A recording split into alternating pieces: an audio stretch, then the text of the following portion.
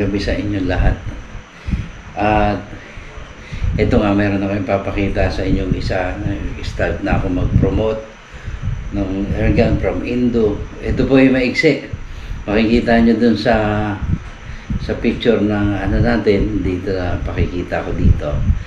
Yung picture niya, bullpup po yan. Maiksi yan. At saka maganda yung pagkagawa niya. At saka mas mura, hindi siya tactical, wood stock lang siya, pero ano ito, yung bullpup na to,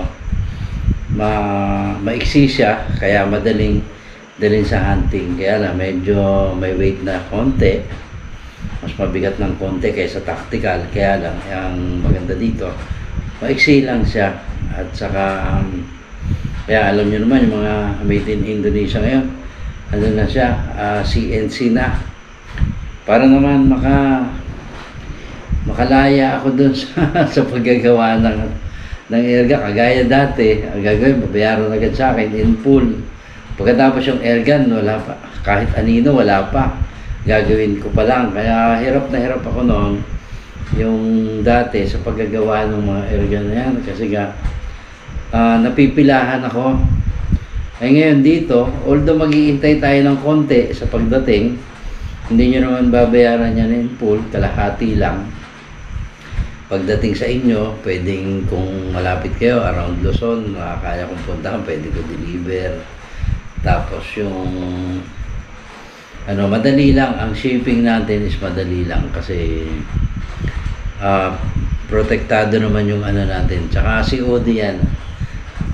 Kapag yung ganun yung ginagawa ko na, hindi yung pagka kukuhanin mo pa mga problema kapag kagaya nung yung ginagawa ko. Kaya kahit papano kumukuha ako ng konting panggastos dito sa mga airgun na to, kasi yan, kukunin ko pa yan, napakahirap kumuha ng ano doon, napaka-traffic.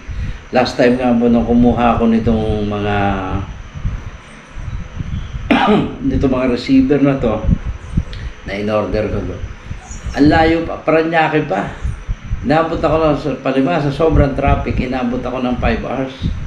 Papunta pa lang doon. Yung maliit na sasakyan na nga yung ginamit ko para hindi yung malaki mahirap ipagsiksikan. Kaya, pero inabot pa rin ako ng 5 oras. Pero maasahan nyo, kaparehas pa rin siya ng presyo, yung pinakamurang binibenta dito sa market sa Pilipinas. Hindi naman ako kukuha ng marami dyan. Kagaya rin po nung iba na magda-down ka, tapos yung kalahati after ng pag na-receive mo na yung airgun, parehas na rin. Tapos yung price parehas din, pero in-introduce natin yan, maganda to. Sabi ko nga, sige, total ipopromote ko na yan, kaya lang i-provide nila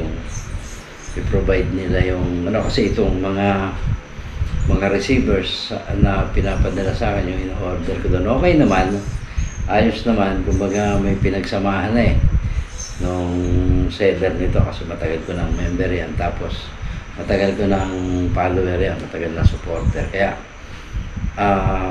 nakakasigurado tayo nung nila. Tsaka yun nga, yung pangalan ko yung nakataya dito. kaya ganun yung natin, at palagi tayo magkikita-kita kahit malayo. Pasyalan ko kayo para makagala rin ako, at saka magdadala rin ako para kapag hunting tayo. Kaya ito, introduce ko sa inyo, pakita ko sa inyo, kasi hindi na ako yung nito, as in buo na talaga nag-alis. Yung mga Indonesia ngayon, CNC made na yan, kaya malinis yung pagkagawa, para na rin silang humahabol. Yung ginawa ko nga noon, meron kasi ako na-repair na, kasi lahat naman ng airgun merong weakness yan kahit pa meron akong ginawa na isa in the priest, yung RTI, 100 meters talaga tumatama siya. Bullpup din yung, kaya lang pure siya, mga alloy din, hanggang pati yung niya, pagka bullpup niya alloy din. Kaya lang mahal po yun. Nasa yun, ang unit pa lang wala pang silencer is 40 plus na. Kaya, no. Pero ito kahoy, since ganon, pwede nyo akong kontakin, i-PM nyo ako, yung ano ko, nilalagay ko naman yung number ko, pwede nyo akong i-text, pwede nyo akong tawagan, kung gusto nyo mag-inquire. Inalok sa akin, kundi inalok sa akin, ano naman, hindi ako, kumbaga, hindi ako magpipresenta kasi mahirap, malaking puhunan on my part. Hindi naman sila papayag na ipapadala sa akin yan nang wala akong payment. Kaya ayun, sige, inalok sa akin na maging distributor niyan dito sa Pilipinas. O sige, kaya lang sabi ko, wala, hindi ganun kalaki yung puhunan ko, wala akong ganun kalaking puhunan para dyan. Okay lang, kasi ganun din naman, medyo pagdating sa ano naman, pumipila rin tayo pagdating order tayo dun sa pumipila rin tayo. Kaya ano ko, yung nalang dito, kahit pa isa-isa, wala naman akong ano doon, kasi hindi ko naman ano na maging pangkabuhayan na yan, ano nyo naman, may sarili tayong negosyo at yun yung pinakikitaan natin. Hindi naman, tingnan nyo, tuwing hihinto ako dito sa Ergan, magko-concentrate ako doon, may naadika ako. Kaya sabi ko, mas maganda kung hindi na ako yung may stock sa bahay at gagawa nito, kundi doon na, para hindi ako masyadong ano, ang sa akin lang yung repair na lang, repair ng mga unit na yan ang ginagarantyahan ko, ako magre-repair, pwede yan. At yung mga ano ko, kasi talagang kita nyo, advocacy natin is makatulong to sa mga kasama natin na hindi kayang bumili ng mga mahal. Ang ano nila is conversion, may convert yung mga Ergan nila sa PCP. Yun yung ginagawa ko, upgrade na lang.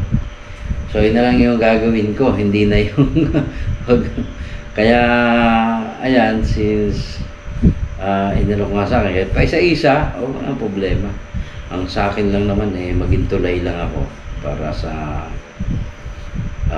mga unit na yan, at hindi naman makakasakit yan sa ano no, ibang ano natin, yung mga Filipino seller natin, hindi makaka-apekto yan, kasi hindi naman ako kumbaga, ang akin dyan ano lang panggastos-gastos ko lang para hindi ko na yon kukunin pa sa sarili kong bulsa. Ano ko lang dyan is yung kikitain ko dyan, yun lang, pang allowance ko lang. Hindi naman natin anong patungan pa yan ng presyo o ano. Sa akin yun lang, yung maging yun man lang panggastos ko, panggasolina ko, kuha ko na dyan. Laking bagay na sa akin yun. So eto, tingnan nyo, mabuti yung unit, at ayun nga, inalok sa akin. Di nyo, parang ako yung magiging tulay dito sa Pilipinas. Ganun lang. So umpisa na